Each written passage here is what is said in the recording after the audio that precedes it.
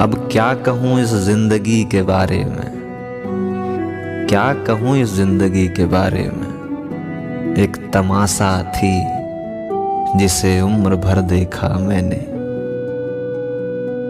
कभी बैठो अकेले में तो गिरने लगते हैं आंसू।